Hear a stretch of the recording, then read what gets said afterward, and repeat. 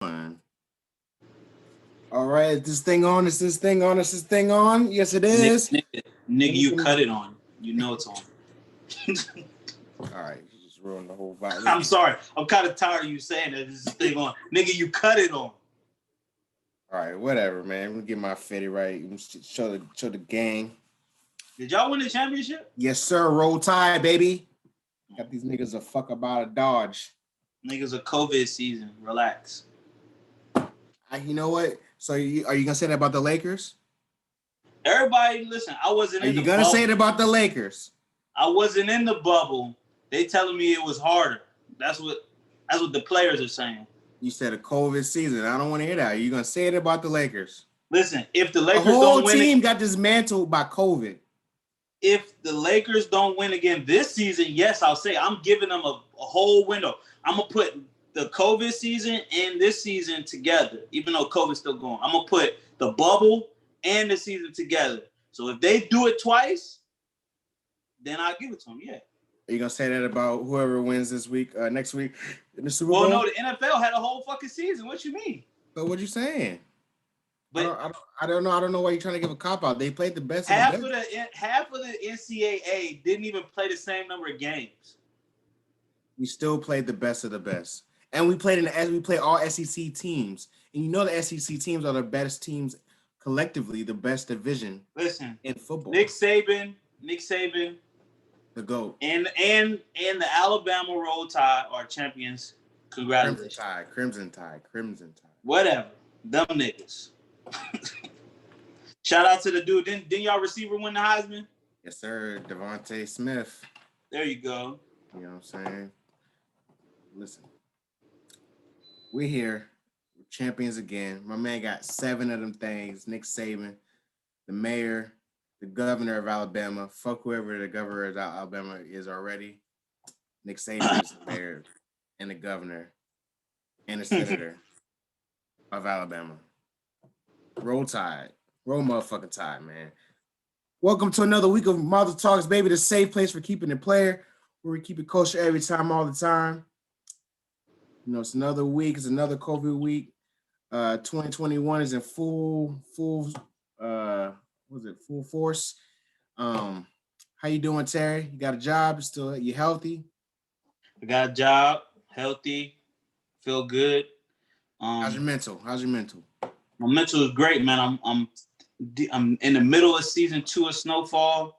Okay. So, you know, I'm getting my mind right at just about being more enterprising, because I'm seeing how my brother Franklin has the vision. Like, he sees, like, nigga, I could take this shit, you know what I'm saying, from my city to cities around the world. So I'm getting in that Snowfall mindset. I might take something, you know what I'm saying, just try to be more enterprising. I'm with that shit. Yeah, he's even though it's kind of the whole cliche of, like, you know, the drug dealer building the enterprise, but you actually see it. You actually see it from the ground up. Like, this nigga, the plot is a little bit slower than your other, like, drug shows and stuff. Yeah, because movie, you got, what, 2 hours? Yeah. They got seasons, like, and this is, like, different than even The Wire or even Power. Like, Power, they came in, he was already the man. Yeah. You know what I'm saying? And then The Wire, they showed you how the people, they dealt with more the lives of the people and not, like, the business, like meeting to connect and growing, you know what I'm saying, and finding a fucking recipe for crack, fucking cooking and shit. And nice. I'm locked in. I'm ready for the new season. I will be caught up by then. But life is good, man. How are you? You know, I'm good, man. You know, working hard. You know, I see I had to push back, you know, recording times a couple of days, you know, I'm grinding out here. Watch the new video for the SoFly video if you haven't already. You did. PTR Summer's on the way. We got a lot of things coming. So I'm doing the life of a manager and a guy that's working a 9 to 5. And you know what I'm saying? And I'm a podcaster, man. You know what I'm saying? Life is busy, but that's what I want it to be. So one of these things is gonna set me free. You dig? Keep the place spinning, man. So, you know, one of them shits fly off. Yeah. I was geeking with my business partner this weekend. Shout out to John. we were talking about, like 5-10 years when we have our documentary for our company. The tagline is gonna be, "Have you supported the dreams of others of your not the seven? Have you supported 7 dreams of people off your 1 9 to 5?" That's tough. That's a crazy tagline to think about it. I'm Say saying it one no. time. We're supporting the dreams of Mm-hmm. 7 people Mm-hmm. off our 1 9 to 5. One job. You know, legal money. I mean, I trapping here and there. I'm saying, hit the Uber Eats, but that was just the tagline. It's a sexy tagline off our 9 to 5. But I can see it because like you taking your profession, what you know what I'm Yeah, saying, what you earned a degree in, and then you taking it to feed in and funnel that the money, literally the money, into other facts. people. And then in turn, hopefully, no, in turn, eventually, sooner than you would ever imagine, Chris, they Yeah, will be generating, and then the money will come back. The cash flow will yeah. begin spending. I mean, but it's something that I'm when you find like a hobby and something you're passionate about, such as this podcast and this business is like I'm not even worried about it, man. Like, what I'm saying, you believe you put good things in the universe, and the universe will take care of you. You know what I'm saying? So I'm enjoying what I'm doing right now, man. Seeing products and people's dreams come to fruition. So working hard, bro. You know what I'm saying? Hey man, sleep when you're dead. Well, I like to sleep now, but Hey man, I like my sleep. we got the same 24 hours. What you gonna do with yours? Uh, Whoever told that fallacy or that fucking lie, oh, he's out the game. Okay, well, while Terry gets back, let's see. Let's pause it real quick. I apologize, people. My trap booming. You know what I'm saying? The fiends keep hitting my line. And I told them that I was unavailable, but they don't get it. They want the dope. So what can I When do? the product good, man, you know what I'm saying? That's the life you live when the product good. Mm-hmm. Shout out to the conversation Hey talking man, about smoke. like that's the hardest part about any business. Well, not the hardest part, but about businesses that I've seen. Like you got to actually have the best product, man. When you have it sells itself. Yep. That's why that's what we're trying to do with the podcast. Like just have the best, the dopest podcast, and let it sell itself. You know what I'm saying? And then just put it out there. Then you just got to distribute it. That's the next step. You got to be able to get it to the people. Yeah, and that's a good homage to what we'll talk about later. I'll be honest. So, what I'm saying, you already forward thinking, my brother. I didn't even know. But Look at that. Before we get really into the episode, I want to do a little shout out. It is a shout out. A little shout out to us, and I want to say next week this will be our 100th episode. So not this week, but next week will be our 100th episode. And we'll both be in the city of Richmond celebrating. So if you're listening, and you want to come fuck with your boys on a milestone that we didn't think we would get this far. So we're gonna go up. We're gonna go really up, and we're gonna party like like 12, 16. We're gonna celebrate like we won a motherfucking championship because you know what, we 100, like Wilt did when he supposedly hit 100, got 100 points. We're gonna celebrate like that, you know what I'm saying? Champagne popping or whatever. You know what I'm saying? I like that. You know what I'm saying? Come fuck with your boys. Fuck with us if you're showing no COVID symptoms. Yes. And you know what I'm saying? And you want to have a good time. Yes. You could come. Yeah. Just slide the DMs or hit our lines, you know what I'm saying? Great disclaimer. Great disclaimer. Yeah, 100%. I'm staying safe. But like I said, just slide the DMs or hit our phones because I think we have space for a number of people. If it gets too crazy, we'll cut it off. But yes. I think we'll be all right. You're good at holding the door down. So Oh, listen, I know how to manage it. Well, see, back in the day, I was willing to take one for the team. Like I was fine with not drink because the problem was people will want to hold the door and be the doorman, but then they would start drinking and start smoking. And then you'd be like, fuck the responsibility to the door. I want to have a good time. Mm-hmm. I took it upon myself a few nights to be like, you know what? I'm not going to drink tonight. I'm going to just regulate.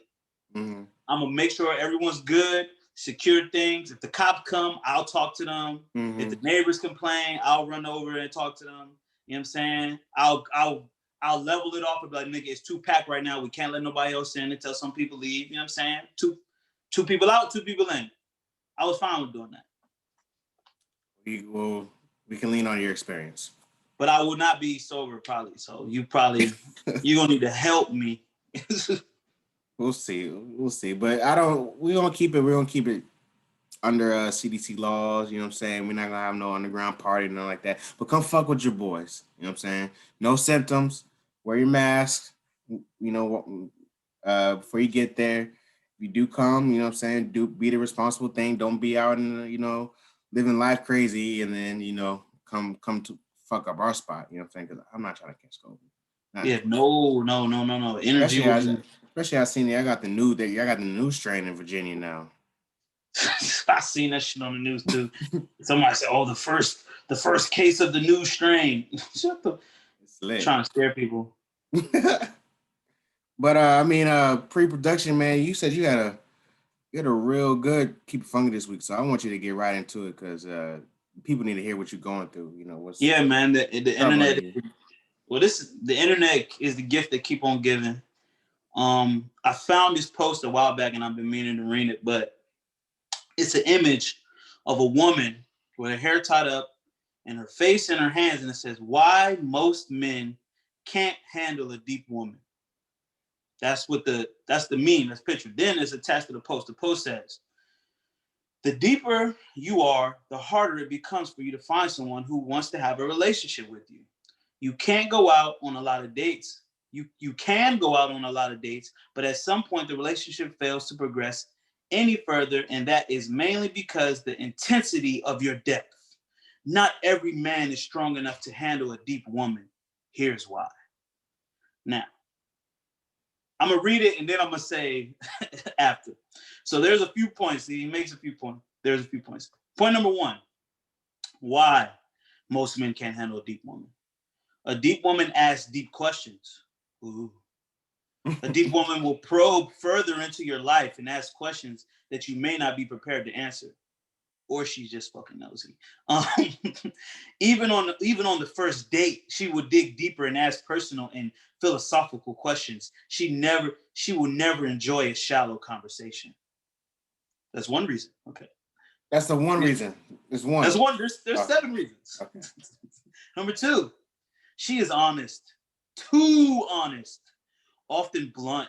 A deep woman takes her integrity seriously, and one thing she believes is honesty. If you ask her anything, she will tell you the truth, and she expects the same from you, nigga. 3. Okay. A deep woman knows what she wants and who she wants. A deep woman knows the right way. Oh, my bad. A deep woman knows right away if she likes you and doesn't need to date around or explore her other options to be sure of her feelings. Okay. Her heart only beats for a special few, and she knows them right away. Okay. 4. She wants a deep relationship because she's a deep woman.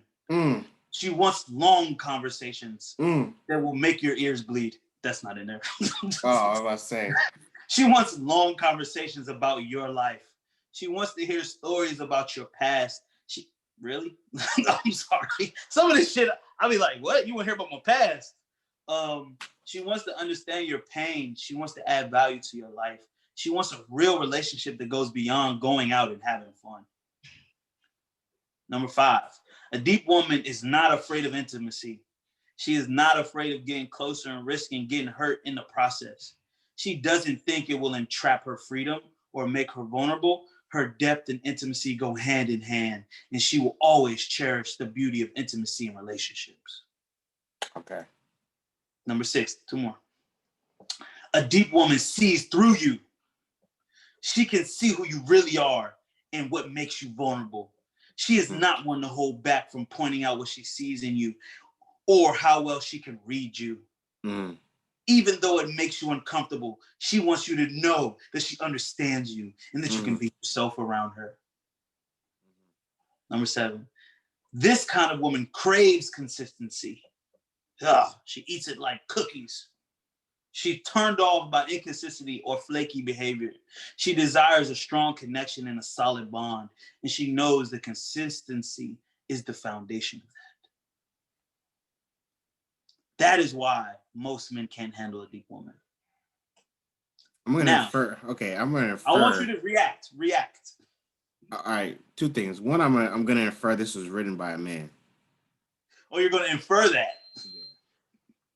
You are correct. This ain't even written by a fucking deep woman. A nigga wrote this shit. Okay. Two, they defund pick-me's, man. Defund them. Abolish the pick-me's. I'm sick of these niggas. I am sick and tired of these niggas. I want them niggas to go to an island and live and talk to each other and see how crazy they sound. You're not gonna get the pussy. Just because you had a conversation with 3 or 4 women that are quote unquote deep, now you know what the fuck deep women want. What the fuck? Who the fuck made you the deep woman, speaker? You know what I'm saying? Like, did you run a motherfucking survey? Did you have a panel? Did you spend years of, quote unquote, finding deep women? These niggas making me sick, son. That shit stank. Bro, I would give this, if a woman wrote this shit, I might have read it with some seriousness. Yes. But once I found out this was a nigga telling other niggas why deep women don't want them, I was like, nigga, you ain't no woman. Why are you telling women like, oh, I'm just around deep people and we talk about deep things all the time. We're just deep together and not everyone can get as deep as we get. Nigga, it is a lot of pick me shit to the bro. But I'm saying, it's crazy though. If you go, I'm going to the comments, I see the first woman says, wow. She puts the monkey eye joint, covers her face and put another heart. Another joint said heart. She said, sounds right. Someone said, wow again. Someone said, wow, this couldn't be more factual. Such a deep woman in the dating world for me completely sucks right now. I can't find anyone on my level or higher that draws my interest mental. Maybe you're fucking annoying. Spiritual or physical. Listen, a lot of the shit that this nigga said, it sounds like a bitch that just be asking, first of all, I don't know you. You can't just jump in and be like, yeah, so what's your deepest, darkest secret? Bitch, how about you ask me my name first? It's saying, like, tell me what fuels you. Like, bitch, I just met you today. What's your passion in life? Listen, we are men of a certain age. We understand that people won't ask you real questions about your plans for your life or your feelings about topics. But I think anybody that even says that calls himself deep can't be that fucking deep. Like if you say, yeah, I'm a deep nigga, I'm deep. I'm so nigga, you ain't that deep. Cause you wouldn't have to feel the need to tell me you deep. I would just talk to you and be like, damn, you kind of deep. Like, wait for me to say you deep. This is a thing this is a reoccurring theme. Wait for people to say the shit to you. Don't say the shit about yourself. You know what I'm saying? Love Jones ass nigga. Like, yeah, this nigga been to one too many poetry nights. You know what I'm saying? Niggas making me sick. This is the nigga that is the motherfucking MC at the poetry night. That's who wrote this shit. That's the nigga who's gonna dirty Mac you. But you know what's the other part of this shit is crazy because I know for a fact he's fucking one of these deep bitches off this post. Come on, son. Like it's just Rob Hill Sr. reincarnated. Derek Jackson or whatever the nigga name is reincarnated. Is this just player hating? Is he just player hating? I just said that. I said he's the nigga that's gonna dirty Mac you. 100%. He's Joe. Mac you. He's Joeing it. He's like, come and talk to me about how these niggas don't understand you, and I'm gonna tell, because I'm on the level. Like the niggas trying to say, I'm on this level with you. Them niggas ain't on the level. Come talk. Let's talk about how these niggas ain't on your level. He didn't give no advice for niggas to try to get with him, try to be. So the thread ended with just dirty macking for 7-8 tweets. No advice for men or no advice for women for either gender on how to connect with. This is straight pander to a woman. This is a woman who got dogged out by a nigga. He's talking to a woman that just got cheated on. He about to pick up the pieces of her vagina and put them back together on his penis. I hate these niggas, bro. I hate them. The fun pygmies, bro. And if you can see the picture, I'm gonna post the picture on our page in the story so y'all can see when this episode come out. The picture is just like a sad joke. Like she looks like this. This is how she look. Like why? It's like she's asking, why can't nobody be deep with me? I want to be deep with someone. Listen, deep women got crystals and sage and Erykah Badu. They'll be fine. They don't need you telling the 7 reasons why men can't handle them. Maybe they should look into their own, like why, okay, I've gone on so many dates and these always, it always ends up, not working out. Maybe it's, maybe it's you. Maybe it's you. Maybe you're annoying. Maybe you should stop asking niggas what their fucking deepest thoughts and feelings are on the third fucking No, date. but it's not even the part that this is the shit that got me. Number 6. A deep woman sees through you. She can see who you really are and what makes you vulnerable. Bitch, how you know? You talking about this is a nigga telling niggas that a deep woman can see through me. You can see through me. I ain't hiding shit. I promise you. The average man, he's either a great actor or he's not hiding nothing. Listen, if a deep woman could see through niggas, why the last 4 niggas she fucked with cheated on her? That's what women don't ever say. If you a deep woman like this, why didn't you see it coming? Come on, son. Why you get blindsided by the nigga? It's like, I thought he was this, I thought he was that. And listen, we know people bring their representatives and people could be fake for a long time. I understand that. But this man just told me that ain't no way that a deep woman can't see who you truly are. He just says she gonna see right through you. He trying to fuck a deep bitch, a fake deep bitch. Hate him. And it's nasty. It's nasty. Like, he's nasty. That guy is nasty. Like, why you... If I showed you his Abby, you would know it. If I showed this nigga Abby, bro. Oh, simping ass nigga, bro. Simping ass nigga. Niggas like that makes my balls itch. Like, oh shit. Bro, yeah, man, I just had to keep it fun. I'm happy I got to read that because I bookmarked that shit a while ago, and I meant to read it on here, but then I just forgot about it. But it's befitting because that shit was nasty, and I thought it was a woman to write it because I love to use my Keep It Funkies to call out women. But then once I found out a nigga wrote it, it just made it even better. I mean, that's the greatest pastime, telling, fucking... I love calling player hating out. Like, we got to call it out. I don't want to normalize it. In 2020, a lot of things was normalized, starting from the top of the government, all the fuck shit that happened. People just letting wild shit happen. And then in 2 weeks, it will be not thought about again. We're not doing that in 2021. We're calling out the fuck shit now and immediately, and we're condemning it. Like, no. We're holding people accountable. I'm holding him accountable for being a fuck nigga and player hating. I wouldn't even call it player hating or dirty macking if he gave advice at the end of the thread. No. If you gave advice, why men can't handle a deep woman. Listen, it's niggas all over the world that are handling deep women right now. All the time. It's just like the same narrative that, black men don't like black women. But if you really get out in these streets and get off social media and stop caring about celebrity culture, you see 98% of black men are with black women. A lot, most of them. There's a lot of black men in the world, and most of us are with black women. Yes, there are the few that are with white women and women of other cultures. But that's if you look at the whole diaspora of black men, we stick with our queens. That's a big fact. Niggas are sick out here, bro. I just had to get it off my chest. That shit was funny, man. I was geeking. Nigga trying to tell nigga. That nigga is the nigga that's lurking at every poetry night with some beads on his neck, trying to spit to the joints like bro. He definitely got beads around his neck. There was a nigga. What was it? It was on Girlfriends. I think it was Girlfriends. What's the not Lynn?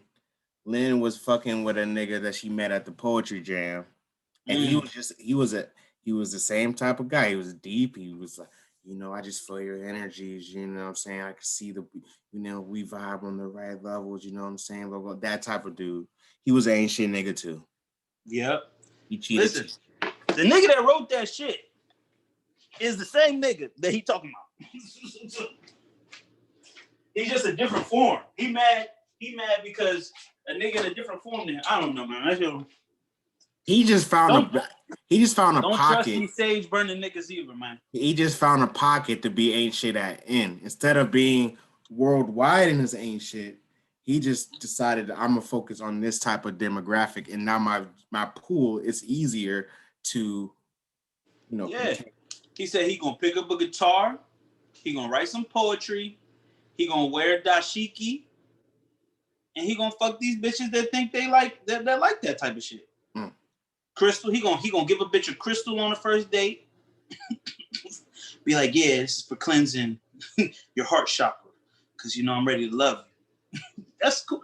And listen, I have no problem, but the Dirty Mac and the player hating that he went through in a 7-point post. That's on IG, by the way. That's not Twitter. The Dirty Mac on IG is crazy. He put up a meme of a sad-looking woman and made a 7-paragraph post about why men can't handle these women, and he's a nigga. I rest my case.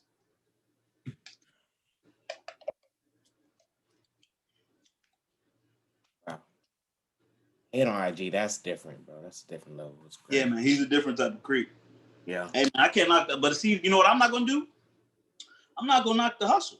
Actually, I kind of did knock the hustle. Fuck this hustle. We did knock the hustle. Yeah, fuck the hustle. This ain't Mary J. I ain't Jay-Z. Mary J. Blige ain't singing behind me, so I knocked the hustle. I wanna go into to kind of pivot. Well, two things. I'm a big fan of the original song "Throw Baby." Shout out to the remix. No, it's terrible. That's right. But the video was terrible because Baby was skiing down cum. Like, no one stopped that in the middle of production. Chris, when we was on the SoFly set, if you would have tried to do some shit, and I would have pulled you to the side and be like, nigga, I don't know how this is gonna come off. When you would have, if say it would have been some CG, and you explained it to me, yeah, we're gonna CG them walking on a paper airplane. I'd be like, that might be cool. But if you ever said to me, we're gonna CG you on a snowboard skiing in a woman's mouth who just swallowed some kids, I would tell you to stop. I would tell you to stop. I can't believe that scene made it out the director's room. What man wants this? And it's not even your jizz. It wasn't him.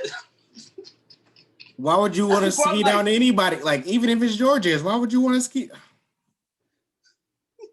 Oh my gosh. I was like, they really let this go. And I did like JT verse though. I didn't like her singing. It was. The singing kind of threw me, but I saw I saw what she wanted to go for. Maybe because I just like JT. I mean, I like JT and Young Miami. You know what I'm saying? I appreciate, she even gave her a nigga a shout out on that song. I'm not gonna utter. Yeah, she said he little, but his dick ain't little, or something like that. Yeah, she said small nigga, but his dick big. I said, okay, shout out her man. You know what I'm saying? Lil Uzi. But that wasn't the remix I was looking for. I don't think the song needed a remix because the song is already vulgar enough. But isn't he from North Carolina? From Atlanta, I think. Oh, okay. No, never mind that. I wasn't a fan of that. That visual was not it. Or at least that part of the visual was not it. They had Tiana Trump in that joint. You know what I'm saying? Now the promo was good though. You see the promo? The promo they had, you know how they do them interviews with people and they try to black their face out and make them a silhouette and talk to them. And so it was like a reporter talking to her, Tiana Trump, but she was all blacked out. You couldn't tell who she was. And she was like, yeah, he wrote the song about me. We was in the studio. So she was like telling the story. And she was like, yeah, the song used to be this, but then when I came to the studio, he changed it to Throw Baby. And then you couldn't tell who it was, but at the last second, she leaned out of the little shadow and you could see who it was. And she was like, oops. So you're like, oh, of course, you know, Tiana Well, Taylor, the internet dick sucker, would be, you Tiana know. Trump. Tiana Trump, not the queen. Oh, I said Tiana. Damn. Oh, please, Tiana, please forgive me.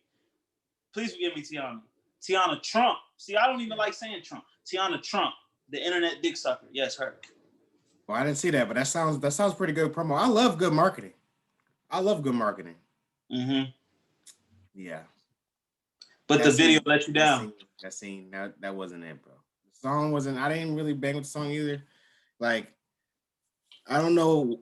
Like, I just feel like the babies get into that space for me, and I was a huge DaBaby fan, right? When you know, I remember I was telling you, you know, before he even got put on, he just in that space where like he just be putting out subpar verses for me, and like he just don't like. I don't know if he has a stimulus check or you know they give him he's classified himself as like the stimulus for a track or something like that. You know, he's on a lot of tracks, on a lot of remixes and stuff like that, and he don't be giving out you know good verses for me, you know, momentarily. In the that's a valid critique. I think ever since that that J. Cole verse he gave, which was a great verse, it's like I ain't really, you know what I'm saying? I keep catching some DaBaby songs late.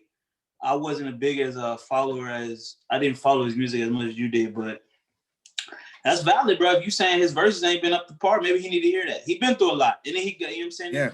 He's been through a lot. You know, for the short time we've known him, he's been through a ton. You know what I'm saying? His nigga tried to shoot him at Walmart.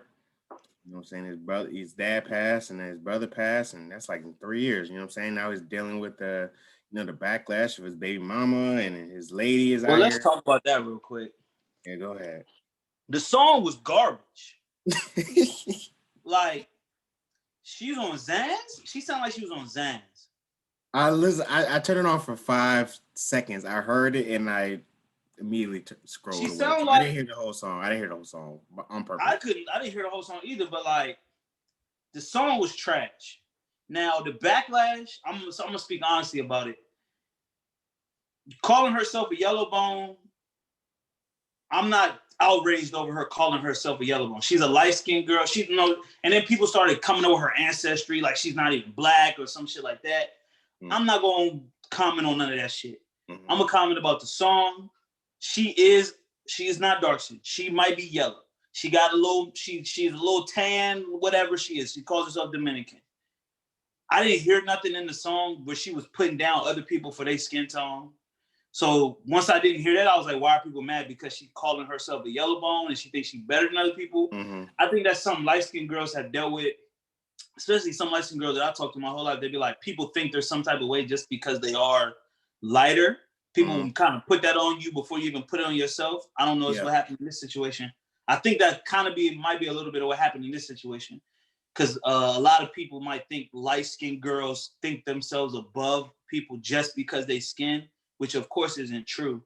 But it's just the song was trash. I think that should have been what the backlash was about. Like, she was mumble rapping, but not even rapping. It was like she was mumbling. And she sounded like she was on his end. I don't know, bro. I've heard one good song from her, and that was a joint with Chris Brown. So I thought she was from Nova or DC, but I found out she was from Miami a couple weeks ago. So maybe she was fucking with Kendall. That's what I'm saying. Helping her with some choreography. Shout out Kendall. She's a choreographer in LA. Went to Hayfield, home of the Hawks. But I think she was just around that area a lot. I think that was probably one of her better markets or something. And I know she hosted a couple of joints. Gotcha. I believe Zach and them she hosted some of the little spots, Ozios or whatever, some shit out in DC. But gotcha. The music never came I was like, yo, she tough or nothing like that. So I don't really, I ain't got really much to say about it. I mean, you shouldn't even title the song Yellowbone.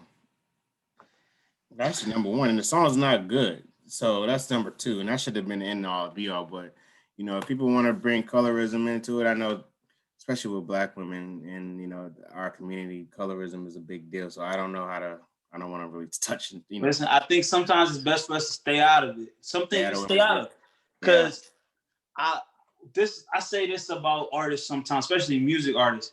If they not they say oh well, he beat up a woman. I've never heard a rap say an artist had assaulted a woman, right?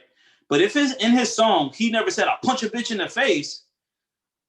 How am I supposed to know that if I didn't? I'm saying, like, I will listen to the music because in his music, he's not saying anything bad.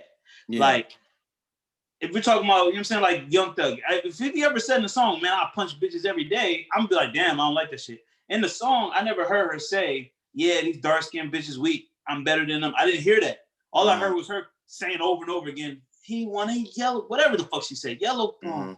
He like a yellow bone. Niggas like light-skinned bitches. This is not. That's a fact. This is a fact, though. And weirdly, people fetishize light-skinned bitches. Niggas have done that shit forever. This is a fact as well.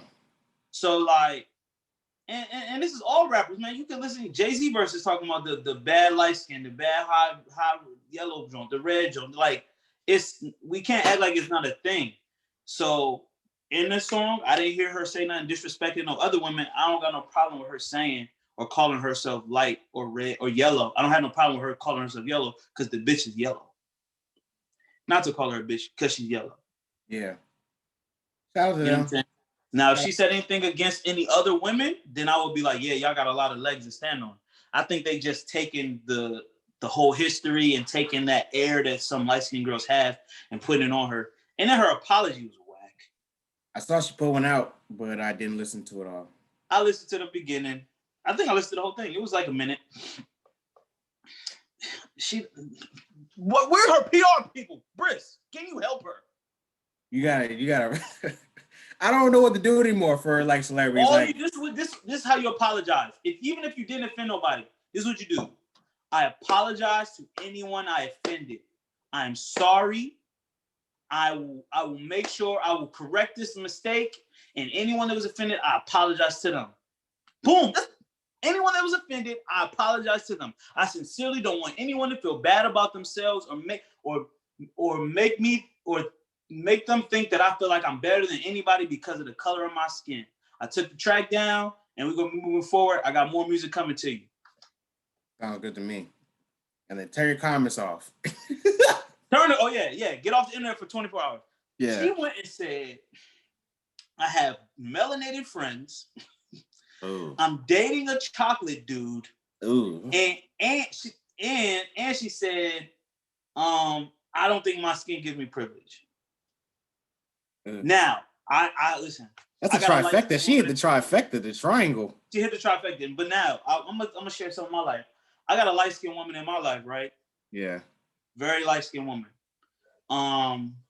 And I thought it was kind of understood that lighter-skinned women get treated a little bit better or just get some privileges, right?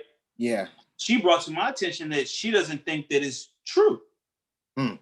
So I think maybe if we talk about Dot and his light skin shit, like light skin nigga shit, but like I think outside of them, like girls just liking light skin looking niggas, I don't know how much privilege they get. You know what I'm saying? Outside of getting more pussy or getting pussy easy, I don't know. Do light skin niggas? Light skin niggas?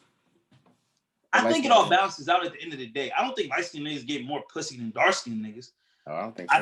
I think maybe more pussy from different races, maybe.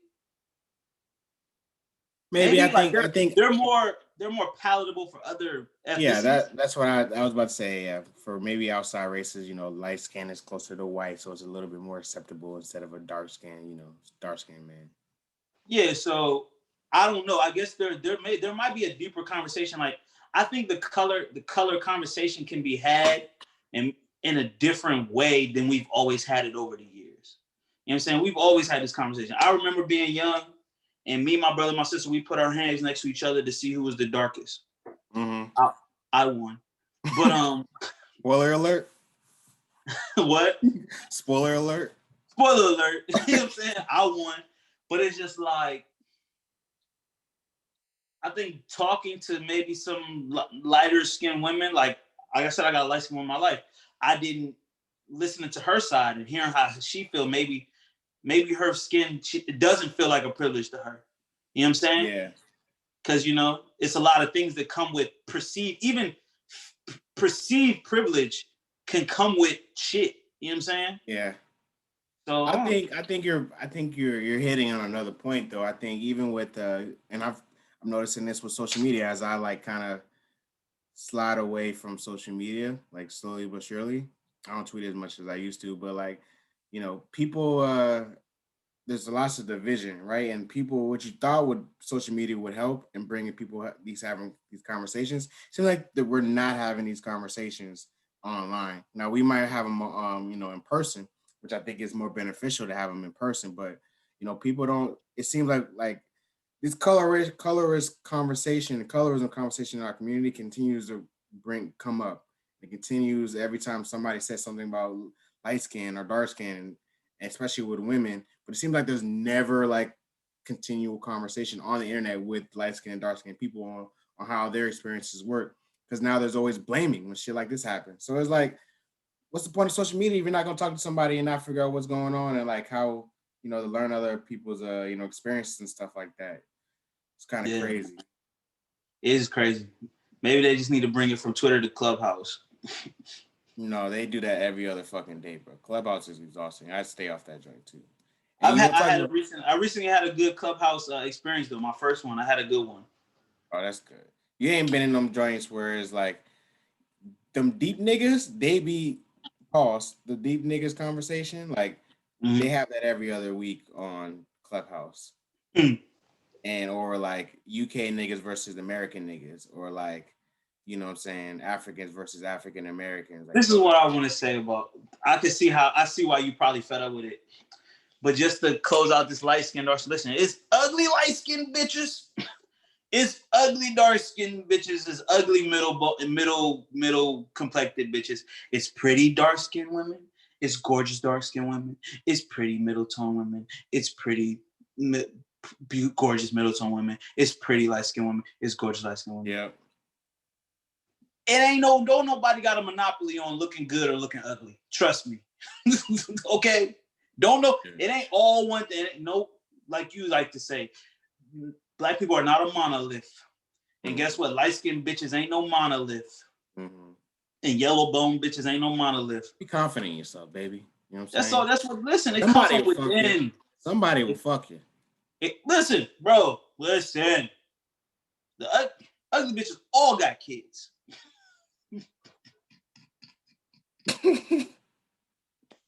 Let's talk about it. Now, I don't know about relationships and niggas that stayed, but niggas sure did lay with them. Still getting fucked, and niggas say they don't like BBWs, but BBWs stay with a nigga. Stay with the nigga. I watched my 600-pound life. She got a husband. All of them have niggas at their appointments, doctor's appointments, when they trying to get their weight loss surgery. Let's talk about it. Listen, it's real, bro. Oh, another point. I found out what an incel was. I didn't know what an incel was, bro. Like, I saw the first time I heard incel was when Doja Cat was talking to incels. Showing her feet. Showing her feet in the chat rooms. I thought incels was just like another name for white boys. I didn't know what it was. An incel is an involuntarily celibate person. Yeah. Someone that can't get sex. Yeah. Bro, when I found that shit out the other day, what was I watching? I was watching TLC, of course. Great content on there. But I was watching My Big Beautiful Fat Life, My Fat Fabulous Life, whatever. It's a show. And some people, she was on a date night, but she's a big girl. And somebody just said some crazy wild shit to her, like, yeah, you fat pig, da, da, da. And the dude, one of her friends was like, incel. And I was like, what the fuck is an incel? So I fucking looked it up. And I was like, it's just niggas that can't get pussy. So it made the Doja Cat story even funnier to me because I'm like, oh, she in the chat room with niggas that don't get pussy, messing with her. Showing her feet. Like, yeah, you'll never touch these feet, you little dick mother. Whatever she was saying to them. Bro, I had no idea what an incel was, bro. I was incel at one point in my life. I couldn't get no. I couldn't. I was involuntarily. That's a fire diss, though. That's a fire diss. Call a nigga incel? Yeah. That's a fire diss. Bro, that shit had me weak. I I really thought incel was like some internet name for some weird white boys, bro. I really did. I didn't know what the fuck it was. That's fire. So I guess a lot of the niggas shooting them schools with incels. Oh, most deaf. Bro, but then I was like, you know, you could pay for pussy, right? Like, you don't gotta be. Listen, there's still this stigma. There's still the stigma, even though porn and pussy still sells for high, great Pussy prices. ain't never stop selling. There's a stigma though, you know what I'm saying? That you paying for pussy, you're not a real man. Even though niggas pay for pussy all the time. You gotta work to get the money. You a real nigga. You got a job. You gotta do something to get the money. You a real man. But that's crazy, bro. Pussy ain't never gonna stop selling. Shit. Nah, niggas are horny, bro. Come on, son. Niggas stay, bro. I be on Twitter. Maybe everybody's horny. Maybe we need to. Everybody want. Maybe we need to normalize paying for pussy. But I think you just talking about it is the problem, bro. Just do it and shut the fuck up. Yeah. And then don't brag like you get bitches because you pay for it. That's the problem. Niggas, this is two sides of it. It's niggas that paying for pussy. I don't know if it's two sides. It's just one side. Niggas is paying for pussy, pay for it and shut the fuck up. But then some niggas is paying for pussy that's bragging like they get bitches. No, you don't get bitches, nigga. You pay for bitches. You pay for bitches. You should be in the, yeah. Listen. Stay in your place. I respect the man that pay for pussy and just be quiet. Niggas can't do that. Humans can't do that. I respect that. You know what I'm saying? Because listen, why do you go to a fast food restaurant? You're hungry and you don't feel like cooking. Why do I need to go out and do all the hard work of finding bitches and shit like that and talking to them and trying to get them to, it's kind of sad when it's like you go to a fast food restaurant, but you can cook for yourself. Yes. Some niggas can't cook and their only option is to go to a fast food restaurant. It's like, Chris, like, we know you're engaged, but I'm saying, like, if you really needed to pussy, like, nigga, I'm going to get myself dressed up.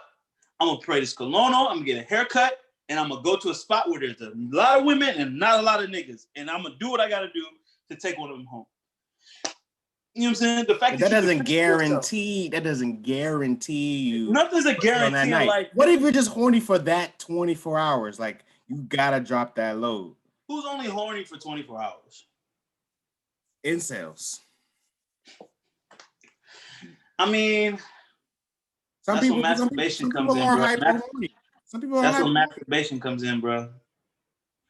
But listen, you gonna try your luck, and that's what I talked about before. It's like men, you got to get your attempts up. You got to get your shot attempts up because it increases your odds. These incel niggas sitting on the computer all day and getting no shots up.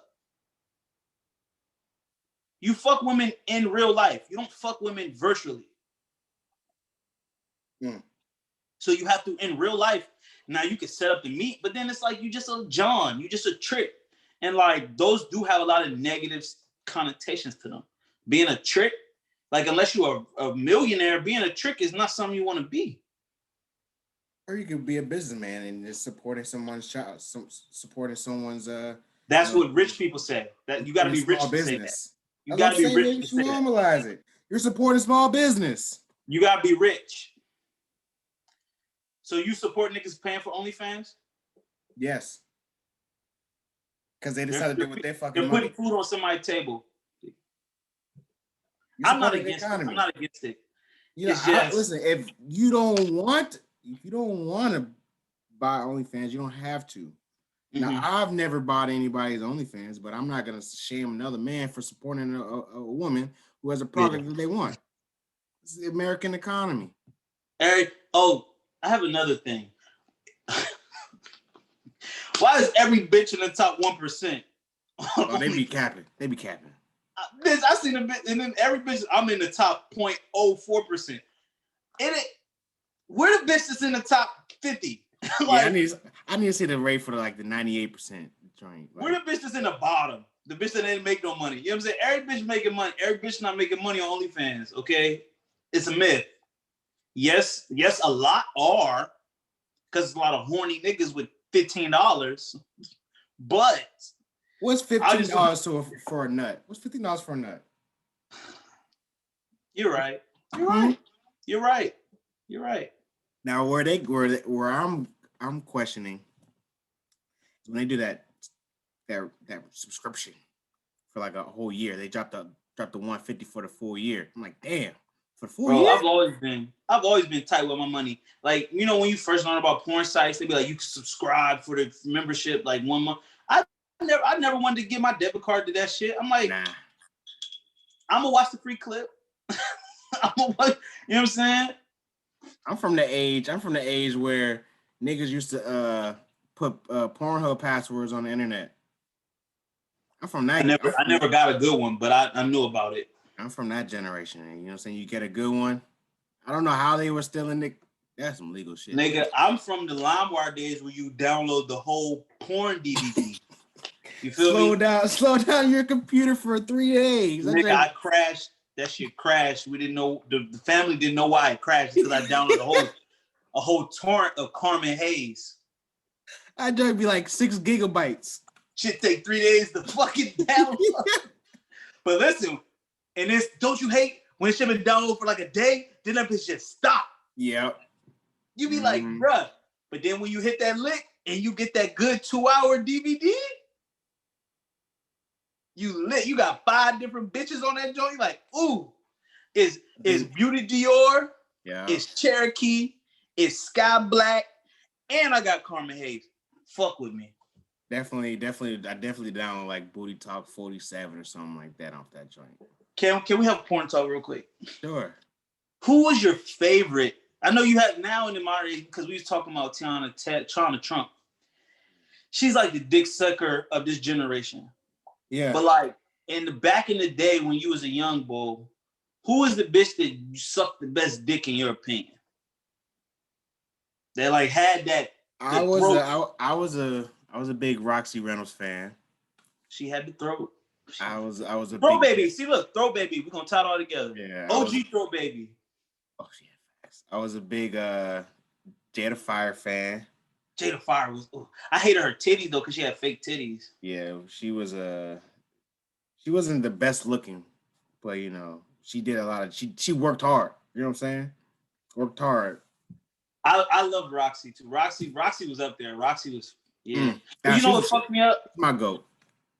You know who fucked me up though? Because some of the girls like had fat asses, but then they got more. They got like fake asses on top. Yeah, Roxy got fat. Roxy had like a fat ass, and she was like, "That's the type of I really like that build in a porn star, like Roxy Reynolds' original build. Mm-hmm. She was alright. Little nice titties, and then a good bubble toned. That's my porn. That's my porn category. I like that. But then it's like they started putting ass shots on top of their ass. I was like, what the fuck is this part of the game? That's when I knew the devil was up to, you know what I'm saying? That's when I knew I had to get out. Because it started becoming too different. But who's your fan of? Beauty Dior used to throw that net. Like, and then, you know, like all the sound, everything was encompassed. Like, she was a great performer. I would love to meet her. I would love to meet her in real life. Like, not like on that type of time, just like. Would you ever go to like an AVN or like a porn convention? I would need some good drugs. I don't know. I would walk through. See what the fuck going on. I might slap one of them bitches though. Like, I'm gonna end up fucking one of them. Like, I'm the type, like, I'm gonna fuck one of the bitches there. If I was. I feel like I would splat one of them. I mean, that's good confidence. You know, porn is it's a $1 billion industry, man. So Mazel Talks adult agency. Listen, I'm just saying, maybe for the future. Yeah. And we can start with our own like cam streaming site. So, you know, we could be the OnlyFans type of vibe, but we come up with our own model.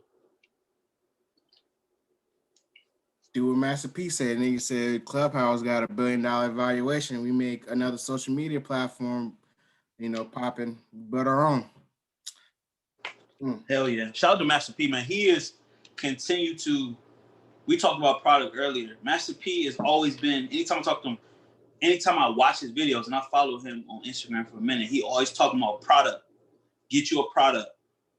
Yep. And then like, and that, because if you got a product, you never, you know what I'm saying? And then Product if it's a don't good talk product, back. it's gonna sell. Yep. It don't talk back. It don't change his mind. You know what I'm saying? Exactly. And You don't got to deal with the customer. You got to deal with the customer service and the transaction part. But you're not in the service industry. You're in the product industry. I sell you this, you give me money. I don't got to sell you a service. I like, even, I guess this podcast is like a mesh of both. We have a service, like listening, but it's more like we're packaging this shit to give to y'all. Like, this is more of a product than it is a service. I like that. Was someone tweeted, I don't know who tweeted, someone said Master P is who y'all think Diddy is. And I was like, Bro, when you talk about ownership, did you watch his miniseries, the Master P joint? Yep. That shit was dope, bro. He really built this shit from the ground up. Ownership. Nigga had a hand in everything. Hand in everything. Bro. This nigga had ownership. He had a sex line, phone sex line, tennis shoes, sports agency, movies. Come on, son. Like, if that's not inspirational, bro. You know, and I hope you buy Reebok. Hopefully, you know what I'm saying? I like to see what they do, even though I only wear one pair of Reeboks, but you know. You start with the questions. Yeah. And then there's not a lot of heat on Reebok. So that's the question. They got the little Hypnosis Shaq Jones. They had some back in the day when they had like Tim Duncan and he was on Reebok. Who was on Reebok? They had Steve Francis. He had a cool pair. Somebody stole them shit from me. But yeah, I'm done. I don't know. We just rambling now. Shout out to Master P. But you know, we get let's get into our conversation piece today. You know what I'm saying? We're trying to keep it light because we have a jam-packed episode next week. But we're on our 99th episode coming out tomorrow. And I just wanted to do this time to reflect on our time getting up to a 99 and to 100. You know, what we've learned, what we've experienced in just being podcasting and being podcasters and being in the podcasting game. So I'll start first. Definitely, this was I appreciate, you know, this doing podcasts because, you know, at one point, you know, we do this two different stages for the most part. So this was a great way of, you know, staying up to date with my boys, you know what I'm saying, my friends. So I appreciate what it did in terms of that, you know what I'm saying, building something, you know, with the people I fuck with, you know what I'm saying. I could have done this with anybody, you know, finding a business partner, a random person down the street, but, you know, I decided to do something with, you know, people I want to get money with. So I appreciate that. Definitely it's harder than what the people tell you it is. You know, dealing with hella sound issues, learning it on the fly. Like, I didn't spend a lot of time, you know, we didn't do a lot of like pre-episodes and, you know, testing out things. We just jumped right in this bitch and started doing shit, and definitely ran into a lot of hiccups with sound, which, you know what I'm saying, is it's the most important part of a podcast because it's the audio experience. So I spent many nights and hours, you know, editing in this, you know what I'm saying, tinkering and shit. So, you know, I appreciate, you know, as we continue to make money, grow this thing, you know, the people that do the hard work and edit shit, you know what I'm saying? We have editor in Richmond. So I appreciate, you know, him doing that. What else? This is a business. You should continue to grow. You know what I'm saying? We had long nights, long days in the lab when we was, you know, grinding, man. Grinding, you know what I'm saying? Doing 3-4 episodes in a fucking weekend, being mentally exhausted, being around each other for 4 or 5, you know, 8 hours a day. You know what I'm saying? That shit crazy. I can't believe we used to do that. It's ghetto. But I enjoyed it, man. Like, when you look back at it, it was like, oh, that's real grinding. Like, you know what I'm saying? Like, you know, yeah, man. When we had 2 mics, it was 3 of us. We share mics. Just really learning how to like put together a show, interesting shit to talk about. And then like sharing stories, you know what I'm saying? Like we got stories, you know, things we've been through, experiences, funny shit, partying shit, talking about women, talking about everything. It's just been fun, you know, especially like just connecting. Like I remember like the weekends when, and it's a lot to the story. The weekends when I would go down to Raleigh so that I could record. And at the time Dot was in he was still training, or he had drill once a month.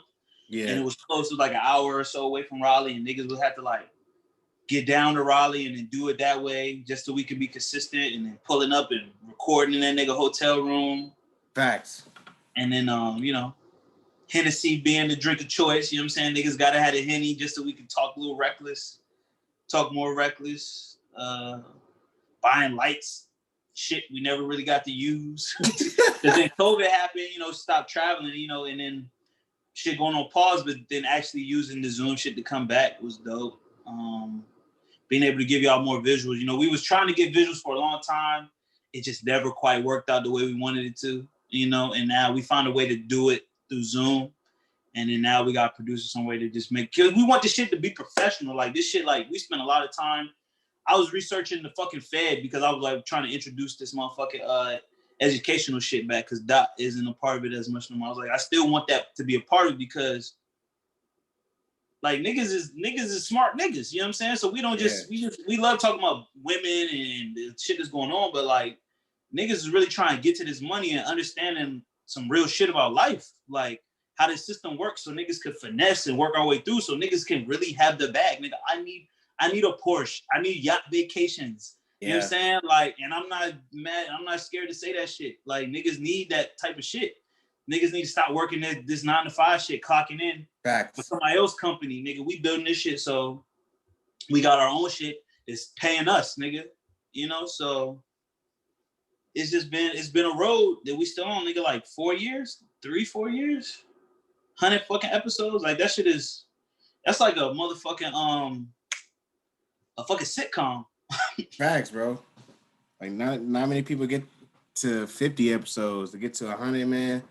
That, like, I just remember the days where, like, there's episodes that we didn't drop because of, you know, the audio was bad. Why is it clicking the whole time? You know what I'm saying? But you hit it on the head, learning how to put a show together. I think that was really something that I took for granted.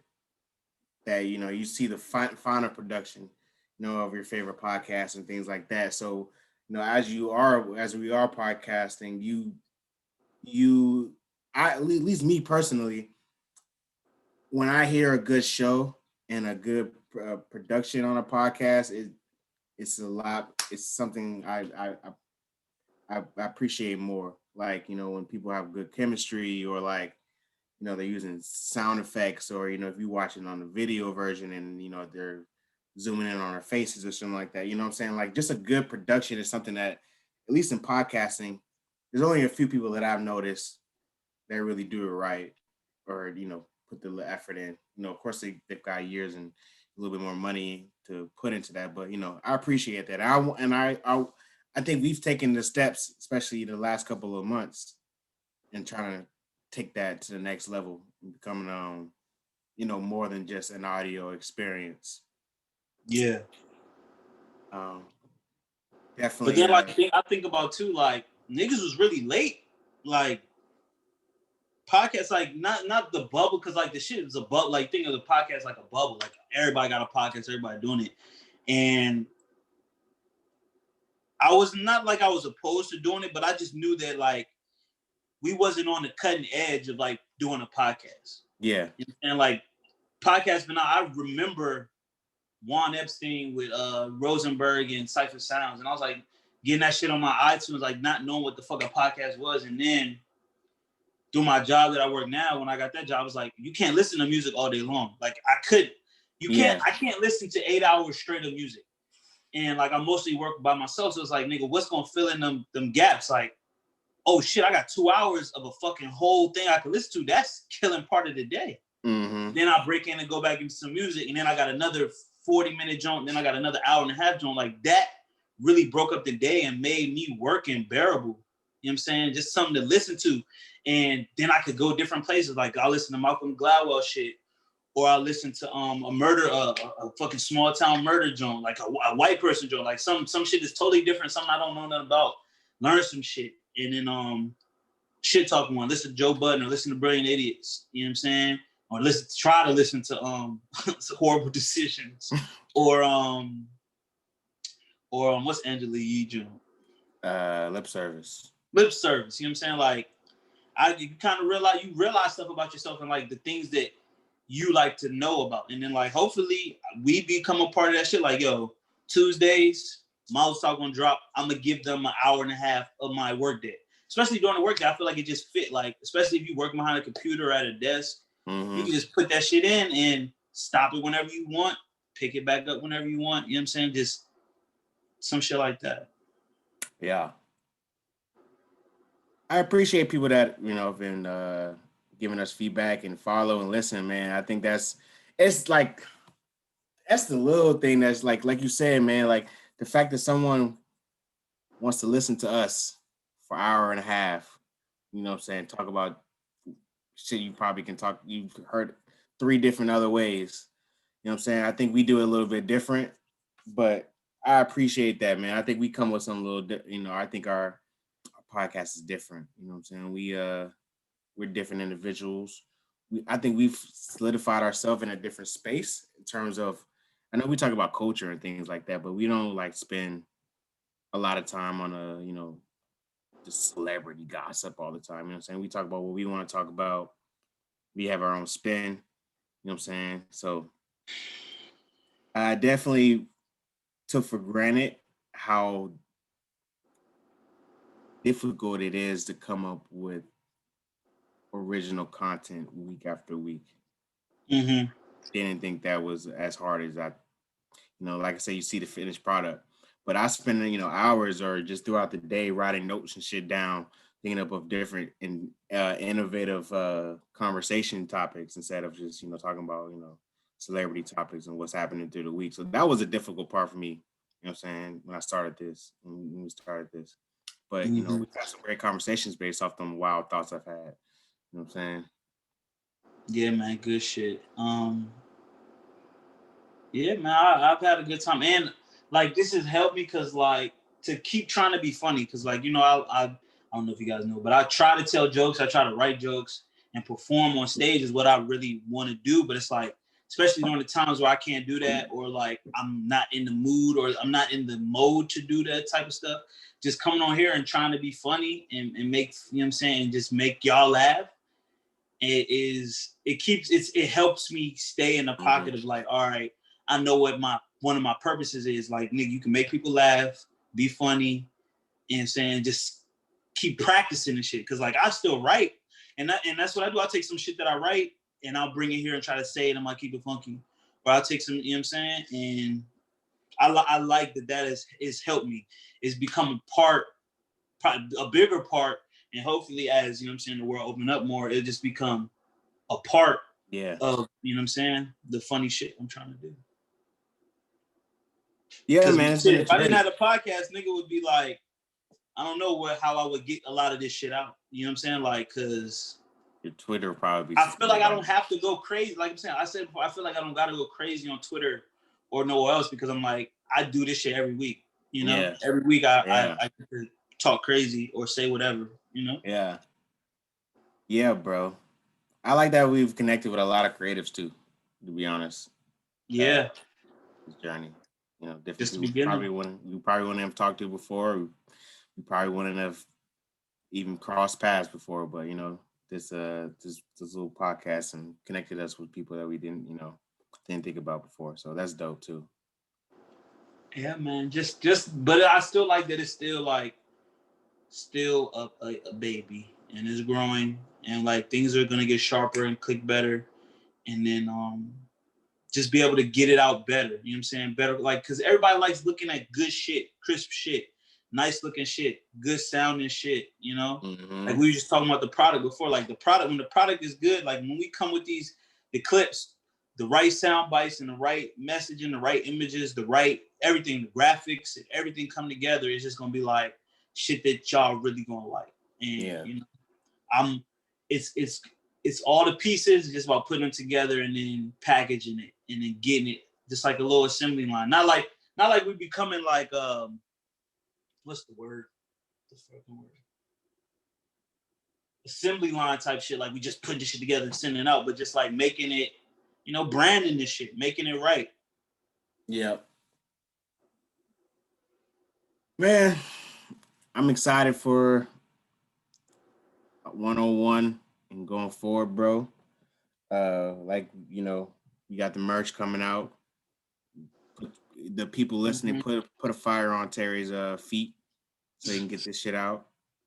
You know, hopefully when things open back up, really, I want to start doing like, you know, open live shows. I think we would be really good at that. You know what I'm saying? We definitely know how to entertain people. You know what I'm saying? So, and our conversations and our topics are always original, innovative. So shout out to you for that. So I can't wait to do our first live show. We'll figure that out in 2020, 21. But, you know, we continue to elevate the product. I'm trying to get to Richmond more, or have have some more visuals here in Raleigh. But, you know, it's up for us, baby. I got one question for this week before we get to your educational piece. So the question is, am I still doing that? Or I can do it. I just didn't know if I was doing it. It's up to you, bro. You can save it for the 100th episode. Yeah, go ahead. I'll do it. You can do it. So the question is, my girlfriend's head is trash, straight trash, she says. And I be trying to tell her what she should do, but she gets all mad and defensive. She says I should stop complaining because sucking dick is harder than eating pussy. But I think she's just making excuses. What should I do? Dump her. Yeah, man. I mean, it might just not be the vibe, because I've said in my private life, I think like 70% of women don't know how to suck dick. Like they be thinking, just like girls say about niggas, like niggas don't know how to eat pussy, niggas don't know how to eat pussy. A lot of girls think they're good at sucking dick, but they're not as good as they think they are at sucking dick. Mm-hmm. And if you really trying to be constructive, like you're telling her what you like, because every nigga is different. You might have sucked one nigga dick and he like that, but nigga, my dick is my dick. I like my shit a certain way. And then so if you really been trying to explain to her, like I would give it a couple more shots, especially if she got every other part of her being and every other part of your relationship is good. Maybe you could just, you know what I'm saying, just work on this a little bit more. Because one thing I realized about being in a relationship is like, you really got to work. You got to work at this shit. You got to work on yourself while y'all work on y'all together. And sex, which comes easy for a lot of people, a lot of relationships. That's why people have babies and they're not with people, because sex is the easy part. You know what I'm saying? But then sometimes when you got the best part of the relationship, like everything else is good, then the sex be the part where you're like, damn, we just don't click all the time, right? So it's like, especially when she's not sucking your dick how you like, bro, I would say you might need to really sit down with her again and like try to explain to her. And we was just talking about head earlier. Show her, like, if y'all open enough, show her a clip of Beauty Dior or somebody like sucking and be like, yo, if you could do this like this, or like try it, I think that I would like it better. Like there has to be a lot of humility and not a lot of ego for some shit like that to happen. Like you can't have somebody that's really insecure and be like, put on a porn and watch them suck dick and you be like, yo, can you suck my dick in this fashion? That would take a very, very high, emotionally intelligent person. But if she really wants to satisfy you in a sex life without head is a very sad sex life. Yeah. So it's important. So, and if all you go through all of that, then it might just be time to call it quit, because you're not gonna be happy, and then you're gonna seek that head somewhere else.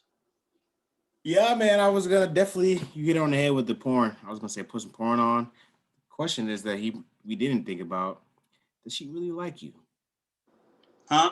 Does she really like you? Yeah, because they go in for niggas they like. You know, if the head is continuously trash and she does not take criticism well, You might have to reevaluate your love for her or her love for you. Because a woman that loves you, she gonna try to please you. She gonna suck dick good if she's gonna take criticism better or try to get better. It's like, saying you love the game of basketball. You're gonna practice, right? If you Yes, you're gonna do so what it takes to be good. you're gonna do what it takes to be good. So you gotta see if she really loves you like you think you do. Yeah, conversation right there, sir. Then if you find out she does love you, then do a little porn. Yeah, because she's sucking the neighbor dick crazy. Going ham on his dick. You know what I'm saying? She be giving you the pigeon. Get her get her on some wine too. Have her drink some wine. You know Oh yeah, like because they always say that like when Shorty come back from brunch, she be trying to get nasty. Get her drunk, get her a little wine drunk, mimosa drunk, and then see if she get a little bit more active with the shit. But also like I think sharing like I don't know how much you need porn in a relationship, but like send her a little clip, see how that works. You know what I'm saying? If you haven't tried it, you know what I'm saying? So and if not, you might need to just be like, listen, babe, this ain't working.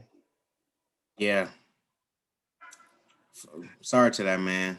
Hopefully, you get through that situation. But, we're not gonna give you no advice that's gonna, steer you wrong. Yeah, man. He want a throat baby, but he don't got one. Hate to see it. Hate to see it. Hate to hear about it. Damn. We have a guest next week that we can get a female's perspective on this. So we might bring this question back because I wonder how she would give his oh yeah, 100%. I would like to hear a woman's perspective on the head shit. Yeah. We'll bring that question back next week. But Terry, as you are bringing back the educational piece this week, let's hear it.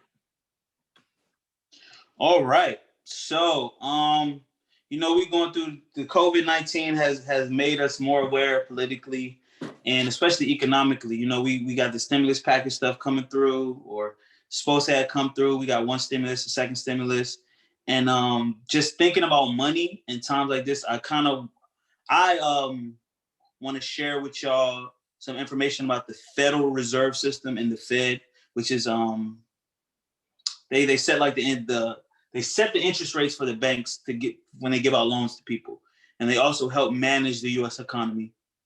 So I don't know if everyone knows about the Fed, but I just kind of want to give y'all a little synopsis of what the Fed is and maybe help y'all want to do some more research about this because as aspiring business people and just people who you're going to get a home loan, a car loan, everything. The Fed is the government organization that kind of affects the banking system in America. So what is the purpose of the Federal Reserve System? The Federal Reserve System, often referred to as the Federal Reserve or simply the Fed, is the central bank of the United States. It was created by Congress to provide the nation with a safer, more flexible, and more stable monetary and financial system.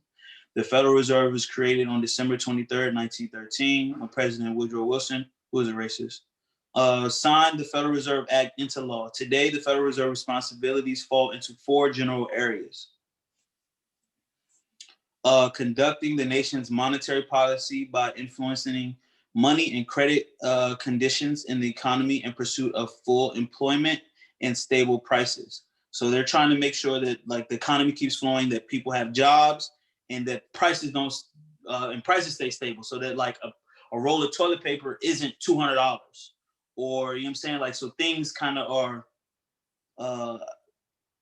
things are stable. Prices are stable. Prices are stable. If you took econ, you would have heard about the Fed. You know what I'm saying? You don't want the price to, you don't want the dollar to be volatile or things to go out of whack too much. Supervising and regulating banks and other important financial institutions to ensure the safety and soundness of the nation's banking and financial system and to protect the credit rights of consumers.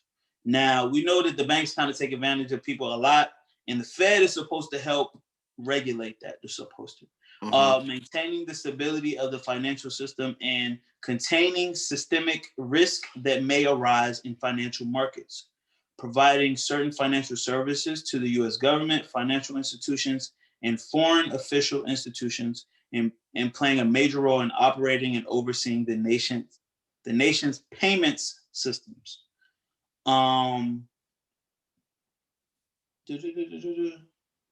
Yeah. So the Federal Reserve is basically a big bank. It's the Bank of the United States. They print the money. They set interest rates on loans, small business loans, home loans, all these loans. And if you want to know more about the Fed, they have a website. You can go on it. And there's really easily digestible videos on YouTube that talk about the Fed. And as somebody who studied economics, I minored in it. It's when you kind of understand how money works, the value of the dollar relates to the dollar overseas, and inflation and deflation of our money. You see the key role that the Fed plays. Like the cost of living goes up every year. Rent goes up, price of goods go up, gas, I'm saying? Everything goes up. They say, oh, gas used to be 99 cents. Why is gas not 99 cents anymore? It's because of the dollar. The value does not hold the same. And them giving out the stimulus check, a lot of people are seeing that as they're inflating the dollar. The dollar is not going to go as far as it did before these stimulus payments. Oh, they're giving you money, but the money has to come from somewhere. They can't just print the money and just give it out to people, because money is based on a respect and understanding that it has value. We all believe in it, so it makes it real. So they're kind of managing and regulating the belief in money. If the shit goes all crazy and the dollar, you can't buy shit with a dollar, or you know what I'm saying? Like the dollar becomes like a penny, it's gonna fuck up our whole economy. So that's our educational segment for the week. What's funny is, see how everything comes full circle, right? So you spoke about the Fed, and we spoke about podcasts today, and there's a different like world of podcasts besides us, or entertainment. You know what I'm saying? There's news and sports, all that good shit. So I listened to a podcast on Spotify. I'm pretty sure it's on every other platform. It's called Conspiracy Theories. And they had a couple of episodes that I think you should check out, Terry, about the Federal Reserve. And they really talk about how the Fed was actually created. So it was created by like 6 white men way back in like 1910, like a secret meeting in like Atlanta or Jekyll Island or whatever it's called. And they basically created the Fed. I can't remember the exact reason, but it was something not as glorious as, or prestigious of, being a bank for the United States. Yes. And the Federal Reserve has nothing to do with our government. It is a private entity. It's a private corporation. And then there, a little bit of information on that, just behind the scenes of it. But where it really got juicy is where they talked about like, I think it was JFK.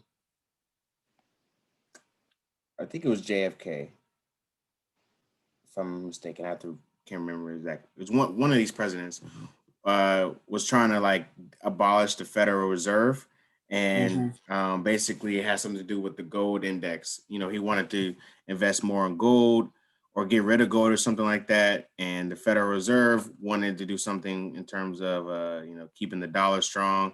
And I think JFK and the Federal Reserve weren't seeing eye to eye. And if there's conspiracies that the Federal Reserve has something to do with information. You know what I'm saying? There's some other stuff like, some deeper conspiracy, like the Federal Reserve is being ran by, the super banks and, things like that. And, that they're in like the NWO, the New World Order and shit like that. It gets deep, and there's a lot of like,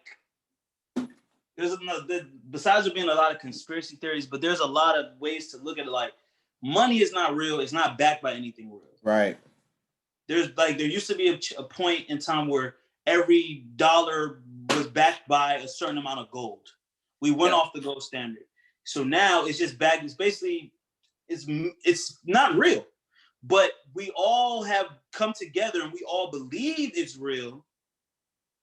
And people with a lot of money or a lot of assets, a lot of resources are telling us it's real. So I give you $1, you'll give me a fucking bag of chips. Because we all have, you know what I'm saying? It's very deep. So like, if you want to do a lot of research, I do want you to tell me about that podcast, because like, it all comes back to we are within this system, and the system has its rules and its rules that we're imposing. We can't change the rules.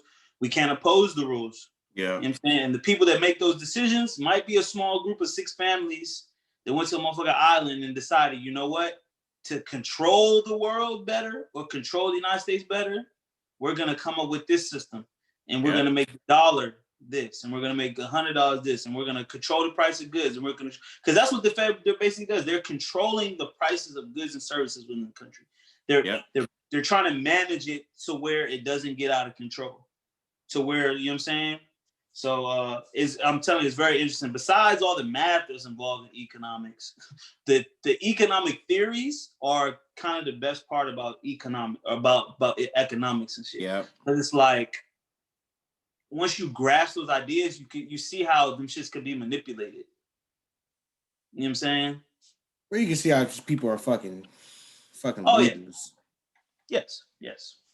The cult of money, we all believe it. It says in God we trust on the back of the dollar, and they're not talking about God, they're talking about the dollar. Yeah. Yes. But now that's a smooth transition into the spiritual segment. And I've been looking for the verse while I've been talking. I had a very good verse, but of course I can't find it when I need it. I'm gonna have to take my phone and go because I know it's in here quicker. But yeah, man, I've been if y'all don't have the Bible app on your phone, it's a real cool little app. It has little reading plans and stuff that you can get on, and I think they're all pretty cool. Oh, here we go. Yes, so I've been reading a plan recently, and I'm not gonna tell you about the plan because it's my personal business. But there was a scripture that I came across that I had highlighted in the past, and I was reading this plan again and found out the scripture came back up again. So I highlighted it. So I was like, oh shit, I highlighted this before, and now I'm reading again. So it says 1 Peter 5, this is from the New International Version. It says, be alert and of sober mind. Your enemy, the devil, prowls around like a roaring lion looking for someone to devour. So now, what does that mean? Does that mean you can't do drugs? Does that mean you shouldn't be high? That means you shouldn't drink alcohol or Hennessy? Some people would interpret it that way. But it's talking about being of a sober mind because it's easier to be attacked when you're not in your right state of mind. When you out in the streets and your ass is drunk, you can't defend yourself. Your reflexes is slow. So as everyone, I know everyone's stuck inside. They probably got their vice of choice or whatever you were doing. But you guys, I know you guys understand. You know how when you get fucked up, you start to think crazy shit. Mm-hmm. You start to think dark shit. Mm-hmm. You start to, and it comes to everybody. They don't just call the liquor spirits for no reason. I think that's the first time I said that on the show. But we say it all the time. It's the spirits. You drinking those spirits. They open yourself up for attack. Mm-hmm. So I think more than anything, I want everybody to control the substances they consume. Don't let them control you. That was some of the best advice I got when I was a young dude. Control it. Don't let it control you. You know what I'm saying? We don't need people out here being addicts and stuff. But just also be aware of how when you're under, you see people fight more when they're drunk. They yell more.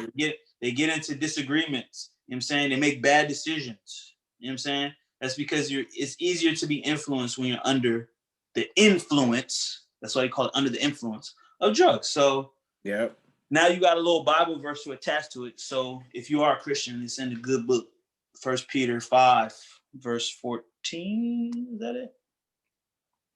Yeah, 1 Peter 5, verse 8. My bad.